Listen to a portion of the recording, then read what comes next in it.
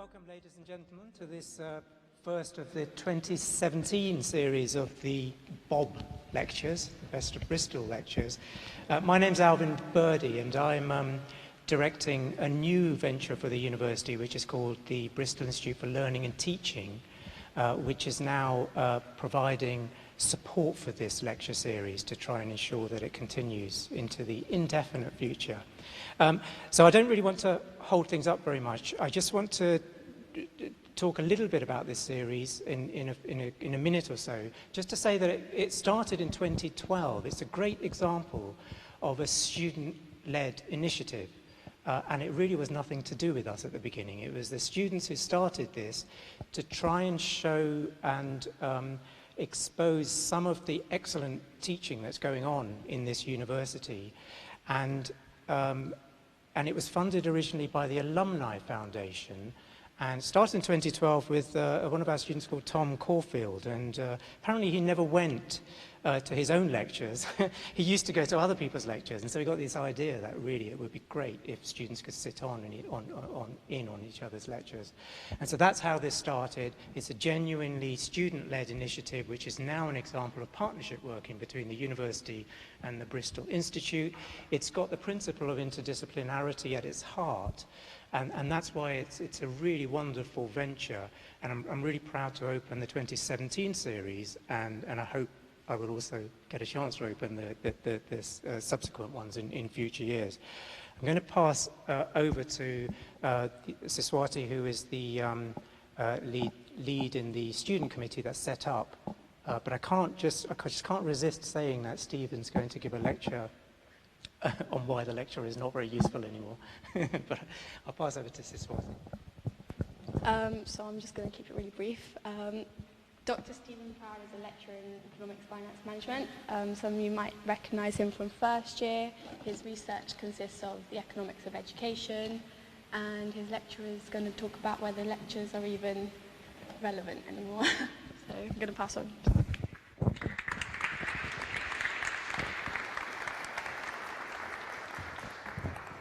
So thank you very much for coming. Thank you for nominating me. Thank you for inviting me. So when I was asked to do this lecture, I did start thinking, well, what would be interesting? What would be something that might interest students, might interest academics, it might interest people from the street to come and hear?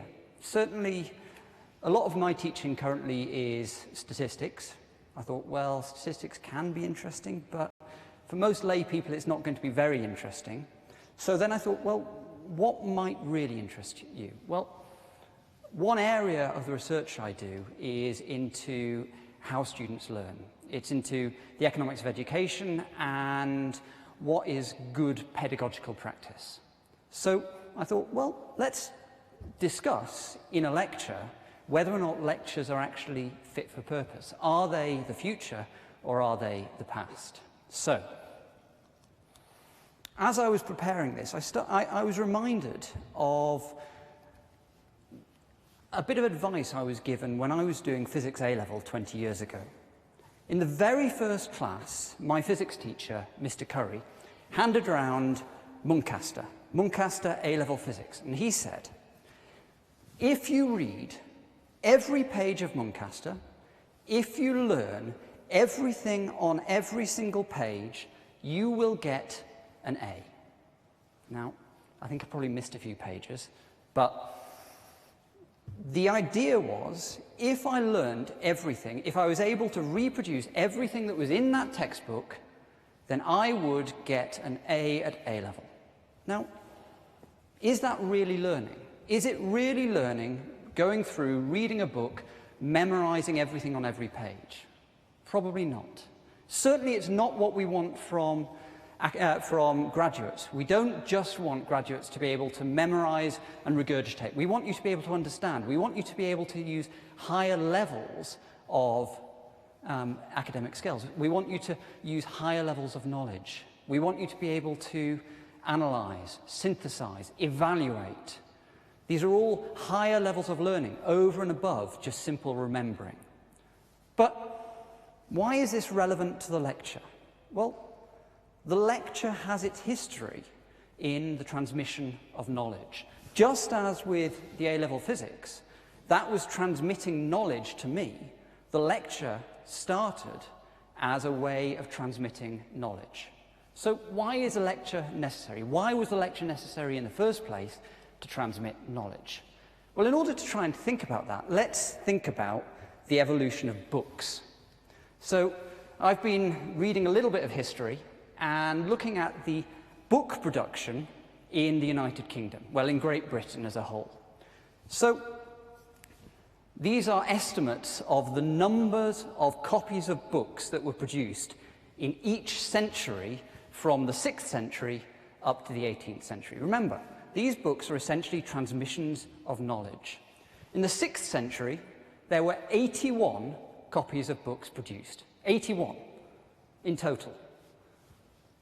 7th century, it was going up. By the 14th century, we were up to 155,000 books produced in the century. So, at the end of the 11th century, that was when Oxford University was set up. A lecture could be seen as an efficient way of transmitting knowledge. There were virtually no books being produced. All of the books that were being produced were very, very expensive to produce because they had to be handwritten. So, by the end of the 11th century, when the University of Oxford was set up, there were very few books being produced.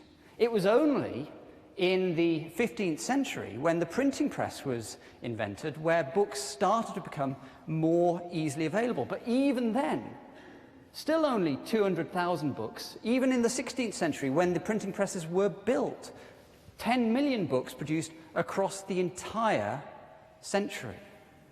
Now, last year, there were 195 million books. These are 195 million copies of books sold in the UK. So we are now producing books left, right, and centre. There are books more than enough to go round. The lecture started off as a way of transmitting knowledge. The academic was an informed individual who was able to transmit knowledge through to his or her students. But straight away we say, well, what's the point of it? We have 195 million books being sold per year. That's more than enough to be able to transmit key knowledge through to new minds. Do lectures really need to just be about transmitting that knowledge? Now, I've tried to make a little bit more context to the data, just showing the number of books that were being produced per 1,000 individuals. So even in the 18th century, there was less than one book being produced per year per 1,000 individuals. In fact, there was 0.18 books per individual being produced per year. So the lecture started, and even through the 18th century, it was there as a way of transmitting knowledge. But we are moving beyond that point. We're beyond the point where we need a lecture just simply to be the point where we are transmitting knowledge from an informed academic to uninformed students. That job can very easily be done by a book. So why does the lecture still exist? What is the good of a lecture in the modern university education? So, some of you will be very familiar with large lectures where you are making notes, where you are being taught by an academic. Now, as a student, you are always making a decision. 30 years ago, it was often very, very dangerous not to attend lectures, because in the lectures, you were having the syllabus of the course being set out. There was no opportunity to catch up with the lecture notes because lecture notes were not printed. Often lectures would be simply an academic stood at the front doing, writing on a blackboard or possibly on acetate slides. It was very difficult to catch up if you missed a lecture. So 30 years ago even, it was very dangerous not to attend lectures. But even as with the evolution of the book, as with the growth of the production of the book, there are other technologies coming in which are making lecture attendance less valuable. So, as an economist, we will often think about opportunity costs. We will think about the opportunity cost of making a decision. Every day, when you make a decision to go to a lecture, there is an opportunity cost associated with it. It might be that it's a 9 a.m. lecture. You're thinking, well, it's cold outside. If I don't go to my lecture, I can just stay in bed and stay warm. The cost of going to that lecture is the benefit that you would have spent in your nice warm bed. So there's always an opportunity cost of attending a lecture. There's also an opportunity cost of not attending. If there isn't lecture notes, if there aren't lecture videos made available, then if you don't attend the lecture, it's very, very difficult for you to gain the material that you would have seen in that lecture. But the University of Bristol, the last few years, has introduced more or less universal lecture capture through MediaSite. That lowers the cost of not attending the lecture. The benefit that you gain from the lecture could be partially met by watching it on a video, perhaps. Maybe you can get the same education by watching a lecture back on a video. In fact, if you open up academic journals, they will talk about the growth of MOOCs and SPOCs. What are they? Massive online open courses and small private online courses. Massive open online courses are courses which are open to anyone. They are based on lecture videos and anyone can enroll to them. That's a model that some universities may go down. It's certainly a model that that some big providers are beginning to look at. But small private online courses, they are essentially lectures which are delivered online, and students watch the material online, and then they might prepare material to go and discuss in a face-to-face environment. Now, as students, you could choose to essentially have your own private online course. How could you do that? Well, you could simply say, well, I'm not going to my lecture. I am just going to watch it on a video. I wouldn't advise that. But you could say that. You could say, well, actually, I'm not going to go to this lecture. I'm just going to sit at home and watch it on video instead. But you have all made a decision to come and watch this lecture live. There is something about a live lecture that you are still appreciating. You could have decided to sit at home. This is being live streamed on YouTube. You could have just decided to sit at home and watch this. But there's something about the human interaction that you still clearly appreciate. So I started trying to analyze what student behavior was in terms of watching lecture videos. So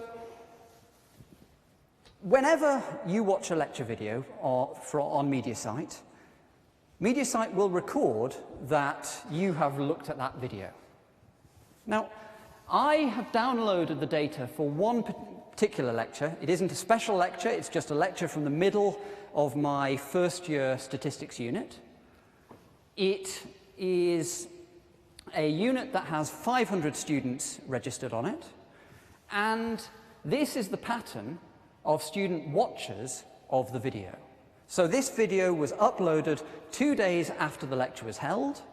It has remained online and remained available ever since. This was from 2015-16. 0 is the time when the lecture was held, and these 10, 20, it's a number of weeks since the lecture. So what do we initially see? Well, we initially see a spike in the weeks after the lecture is being held. Now, this may be students who weren't able to attend the lecture. But we're not talking about hundreds of students not attending. We're not talking about hundreds of students not attending and relying on the video instead. We've got a maximum of 38 students, I think it is, within any given week are watching this video. But we're seeing this spike just after the lecture is held. Now, the next spike is during the Christmas vacation. What comes straight after the Christmas vacation? The exam. So straight away we can see that there are significant benefits to having this lecture capture technology, in that it's allowing students the opportunity to have another look at their material, have another look at the lecture slides, have another look at the delivery, see if there's something that they've missed within the initial lecture. And we see this across almost every lecture that I run. You see a spike just after the lecture, you see a spike just before the exam, then you get another spike. What's this? Well, this is the resit period. So again, students who have failed the exam in the first instance say, well, actually, I will go back and look at the video again, make sure that I'm understanding the key concepts. It provides a great revision tool. Now, some academics are worried about lecture capture. I don't think it's any secret that some academics are slightly wary of lecture capture. They feel that if lectures are being videoed, if they're being put online, what is the incentive for students to attend? Well, I have more faith. I also have the data to back up that it's not being used as a substitute. So, let's have a look at some data. So I've just got some summary statistics for what students are doing with these lecture videos. So it's not that students are just not attending the lecture and then watching the whole lecture as a replacement. In fact, on average, the average watch of the video is only 29 minutes. This is a 44-minute lecture, and on average, a student who's watching the video is only watching 29 minutes. And in fact, they're not watching the entire lecture, they are selectively watching. They're selecting only parts of the lecture. In fact, you, as students, are focusing in on the important parts of the lectures, the bits that you're not necessarily understanding. Some students are watching the lecture, or lots and lots of parts of the lecture, very many times. In fact, one student had watched parts of the lecture 11 times. Maybe it's just that I didn't quite explain myself very well in the first instance, but they genuinely were able to keep on going back and saying, well, I didn't quite get this bit. Let's rewatch it again. Let's see if I can understand where that problem is. So it isn't just the case that students are using this as a replacement. In fact, we can look at how much of the video students are watching. The modal student is watching almost all or all of the video, but there are a lot of students who are watching just parts of that video. Now, when MediaSite was introduced, we as a university did do some analysis. We interviewed students to ask, what are you using lecture videos for? And the results were actually really reassuring.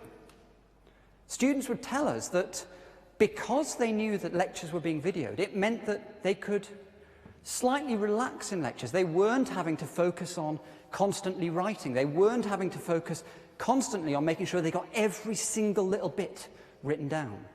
They could take a much more holistic view of the lecture. They could try and ensure that they were understanding everything in that lecture. And then after the lecture, a number of students reported that they would say, okay, I'm going back to this lecture and I'm going to now make my notes. I'm going to annotate lecture slides based on what's said and on what I remember from the lecture. So lecture videos, even though some academics fear it, it is very much a good tool in order to help improve learning. Now, there's no evidence here that this is being seen as a substitute. It's very much being seen as a complement to what's going on within the lecture. Now, we've been going for about 15 minutes. And by this time, I suspect some of you are beginning to get distracted. Quite often, well, you will read that the attention span of any given student or human is about 12 to 15 minutes. So I've got some wiggly lines on a graph on this slide. And this is all about attention within lectures. So this isn't my research, this is by Bunce et al. Bunce et al. Looked at how students concentrated within lectures. And they found that students get distracted quite easily. We all get distracted quite easily. If we're sat in a lecture, there's a lot of things to distract us. We might be thinking, what am I going to have for my tea tonight? What am I going to watch on the television? What books am I going to read? There's lots of things to try and distract you.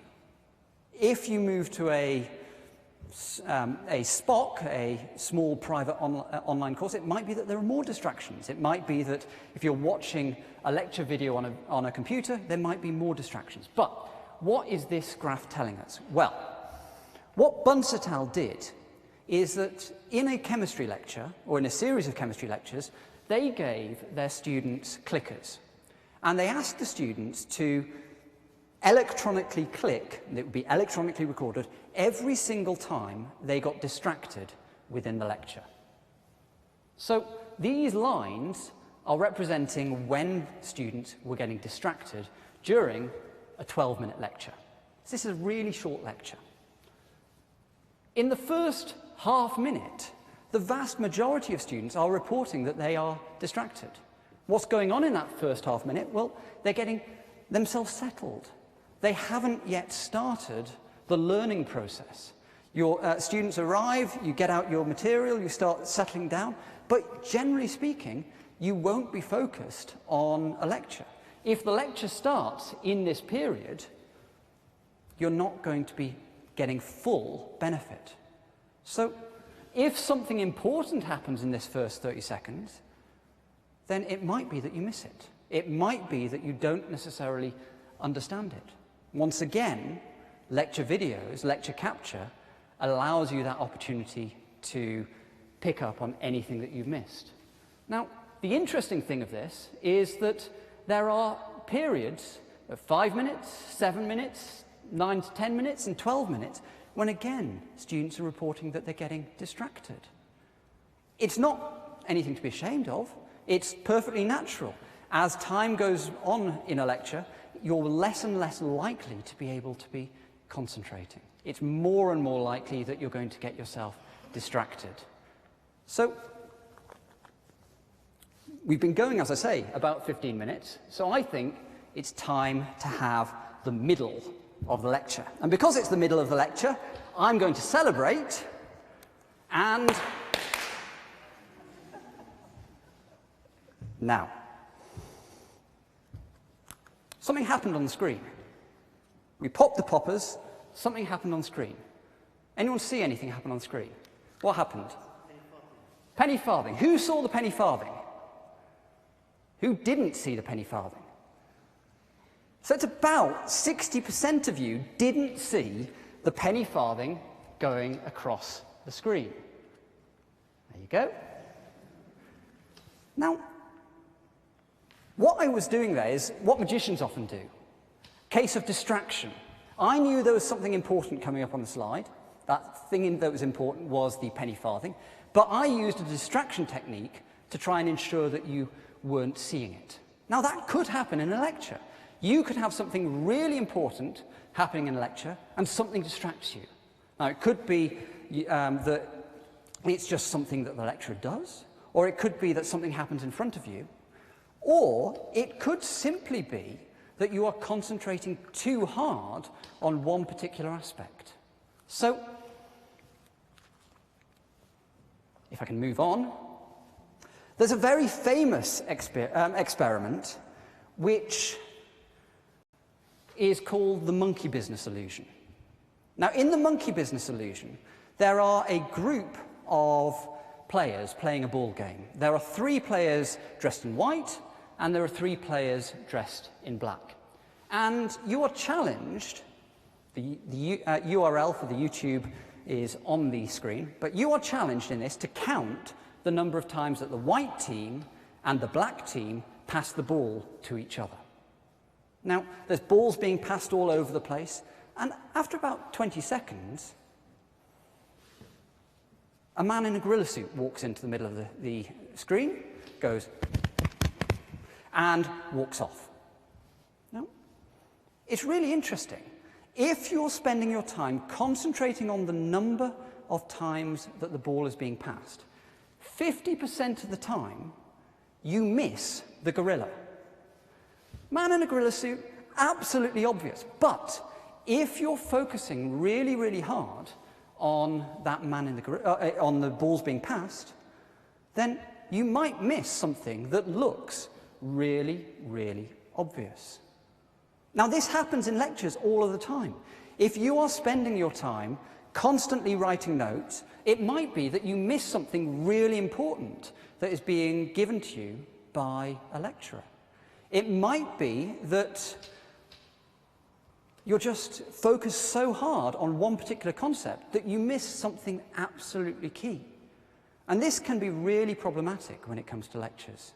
It can be really problematic. In a 50-minute lecture, if you get distracted, if you're concentrating too hard on one particular aspect, it might be that you miss something absolutely key. So far, I've talked about why lectures have problems. I've talked about why videos are not necessarily substitutes for lectures. They might be complements. But let's start thinking now about how we might improve lectures generally.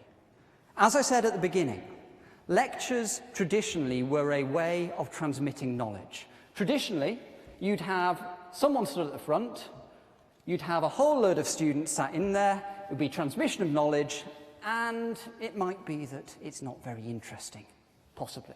Hopefully, we've got very inspiring lecturers in this Best of Bristol lecture series. Hopefully, it's all about inspiring and giving you good lectures, but sometimes you will have just that transmission of knowledge. Now, in a traditional lecture, in the last 50 years, certainly, students would be asked to read something in advance of the lecture, and then quite often, within the lecture, the instructor might go through that material again. And students are taking notes in order to facilitate the transmission of knowledge. Now, that in itself is not necessarily a very effective way of delivering knowledge. It's not taking advantage of the fact that students may not always learn very well from just listening to someone explaining concepts. It might be that students need to actually be doing things. They might need to be questioning. They might need to be discussing in order to really understand key concepts. So a growing area, or a growing technique that's used in lectures, is instead of using the lecture as a way of delivering core material, is to say, well, let's do something different in lectures. Let's take out the delivery of knowledge.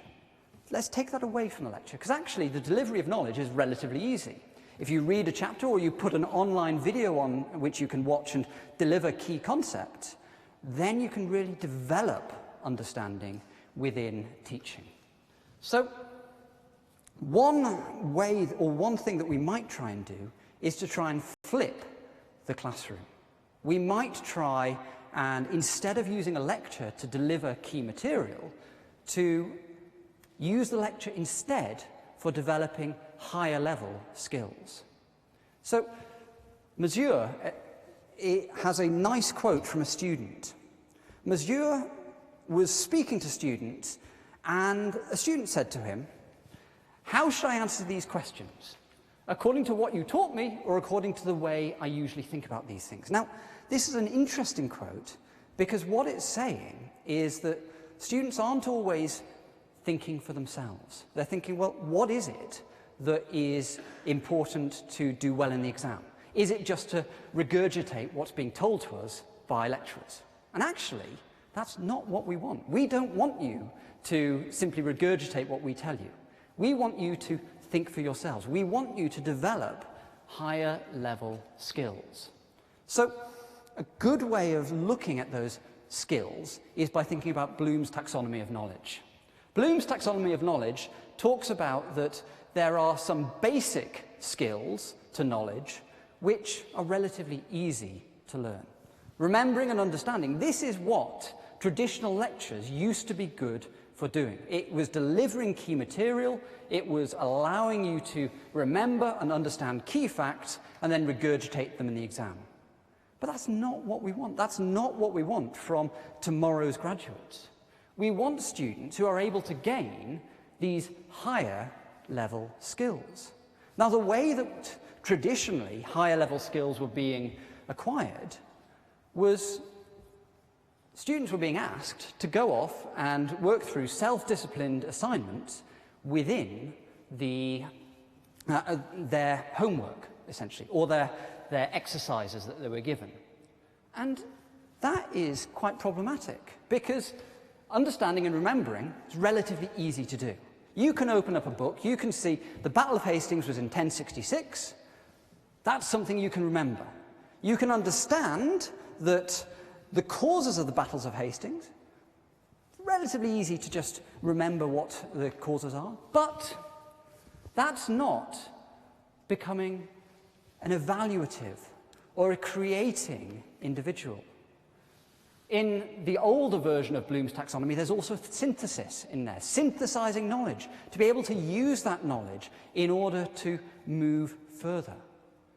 And asking students to go through and develop these skills on their own is difficult. These are difficult skills. So actually, this is the area where we should be providing more support. This understanding and remembering facts, remembering key ideas, that's something that doesn't necessarily need as much support. So maybe you take the understanding and remembering and you put it elsewhere. You put it before the lecture. You give the key ideas to students before they start needing to apply them. And then in the lecture, you can genuinely start applying ideas. You can genuinely start thinking, how do I go about synthesizing these ideas and using them going forward? So, in a flipped classroom, instead of delivering key material, instead of delivering key knowledge within the lecture, that key knowledge, it becomes preparation. Pre-class preparation is where you learn foundational material. Now, we can try and make that easier for you. We can make videos available. Increasingly, lecturers are beginning to put key material into videos so that you see that initial idea and can build on it. Then, second stage, we really want to ensure that you are doing this pre-class material, so we might set you an online test. An online test to just ensure that you have looked at the material. Or we might, at the beginning of a lecture, use electronic methods. We might just put a quiz up at the beginning of the lecture, say, okay, this is based on the material that we've asked you to do, or to read, or to watch. What's your understanding? And checking that a majority of students are understanding it. And then, in the lecture, you can genuinely do something better. Do something to try and develop the higher level understanding. Now, I've been doing this in first year classes for the past 3 years. This has been in place of the traditional class where I ask students to prepare sometimes easy material for a class and then leaving them to do difficult material in preparation for the exam. That's not very helpful. So, what I do in my first year econometrics unit is I give students some work to prepare outside of the class and say, okay, I will put solutions up online. And I put them up as a video. So students are genuinely watching these videos. In the week of the class, the videos are being watched by the vast majority of students. They are doing that preparation. But that preparation is deliberately designed to be at an easier level.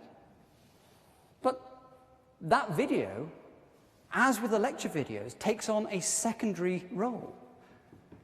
When it comes to the exam, it's another piece of revision material.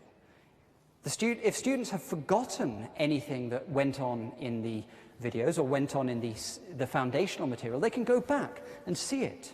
They aren't just being padlocked or handcuffed to the material in the small group class. That exam The students are then able to look back at the material. They're able to see that material again, refamiliarize themselves with that material. And then again, small number of students then need it for the resit. Now, what do students think of this? Well, hopefully, I think that most people in this room have gone through my econometrics classes. What students say to me, and what students have said in interviews, not to me, is that they really appreciate this form of teaching. That they see that actually they get an opportunity to see introductory material. In the classes, they get to attempt much harder material, but with the support of an academic. Because they have seen the introductory material already and then get the support of the academic in preparing that more difficult material, they are able to make bigger strides. This is what students have told me. This is what the interviews have told us. But one class, it's just a single data point. What does the rest of the data say? Well, there are growing analyses. There are growing summaries and analyses of these sorts of flipped classrooms. Virtually every single analysis of these show that it improves student performance. It improves student engagement. Now, does this mean that the lecture is dead? Well, no. What it might mean is that the lecture as a format for delivering core material may not be fit for purpose for the 21st century. But a lecture where students a lecture where students are actually engaged, where they're able to develop those higher levels of learning, may well be something that is useful for that 21st century education. Thank you very much.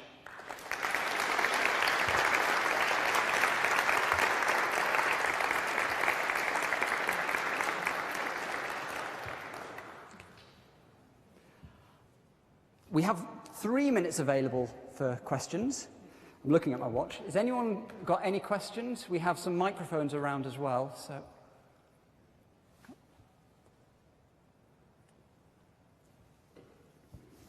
The lecture's very commonplace in universities and higher education, but why aren't they used so frequently in further education such as A-level or GCSE?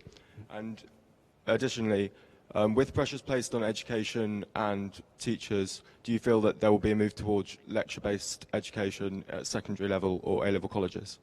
Okay, so not everyone might have heard that. So the question was, lectures are commonplace in higher education, but they're not really used as much in further education and in schools. Do I think that schools should move towards lectures? Probably not.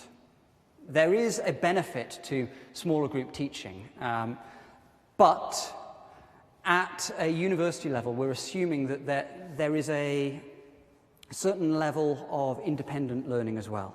So in a school, in further education, even in school level education, there is an assumption that school students will need that level of support. They will need groups of 30 or 35 in some instances, but 30 is an ideal to be able to get the level of support. There's also the fact that in higher education there is selection. There is a selection in that everyone at the University of Bristol are going to be high ability. They're going to have had, or high attainers I should say. They're going to have been trained in learning, and that lecture is less of a problem. But as I say, a lecture where we're delivering just key core ideas, but without any development, without any support of those higher level learning, is not necessarily going to be something that helps people going forward.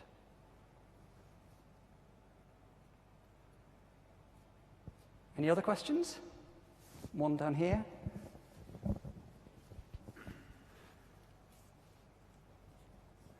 To what extent would you say that, I guess the flipped class encourages students to spend more time on, I would say in classes where I've had that, it encourages students to spend more time just in general on it. So how much would you say that introduces a bias into the data, just students spend more time so they're learning more? That's just...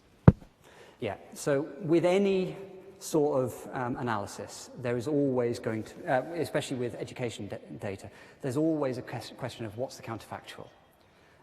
It's very difficult. In all of these studies, there are problems in that they're not pure experiments. You're not saying, let's spend the same amount of time on this unit and on this unit, or even let's split the students in half and have flipped for this class and then not flipped for this class, but ensure they do the same amount of work, and that might be difficult.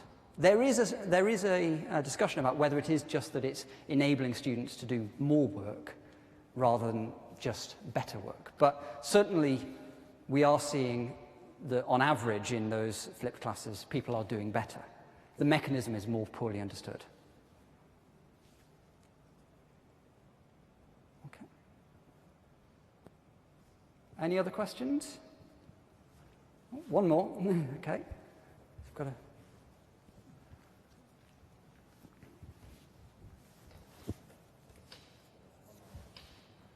Do you think tutorials should be recorded? Do I think that small group classes should be recorded? Now, personally, I would be wary of recording small group classes simply because in an environment where you know that your voice is being recorded, you may be more reluctant to speak. Certainly if your voice is being recorded for the rest of time, you might be worried, well, am I going to say something stupid? Not necessarily you, could be anyone, could be me. But if your class is being recorded, that essentially means that students might be wary. They might not be comfortable having that recording. By not recording them, by not having any sort of recording method, it means that that class is safe.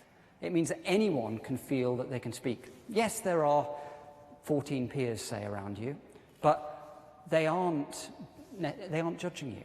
You aren't feeling as if, well, everyone's going to be able to hear this for the rest of time. So it creates a safe environment to be able to express your opinion, express your views, and make mistakes. And I think that's really important in a class. You need to have the opportunity to make mistakes in order to learn. Okay, there's one. We're going to have this as the last question, but we've got a microphone. Could we go over here? One last question. Here, at the back, or in the middle, I should say. So yeah, I was just wondering, in terms of like the likelihood, in terms of timescales, with the progress made towards this kind of change towards lectures, how far do you think we've come, and how long do you think it would take for a change to be made? So how far have we come in terms of delivering flipped lectures? How much further have we got to go? I think there's a long way to go. In a lot of institutions around the country, lectures are simply delivering core material. That will be happening all over the place. The technology is available to be able to do more interesting things, to be able to use interactive polling on a very large scale. In this room, we could have everyone engaged in the lecture. We could have everyone actively engaged. That technology exists. The only thing that we need to do is to be able to take the academic community with us. And that's across the country. It's across the world, really, that the entire academic community needs to engage and to move forward with different forms of lectures. Okay? Well, thank you very much, and thank you for coming.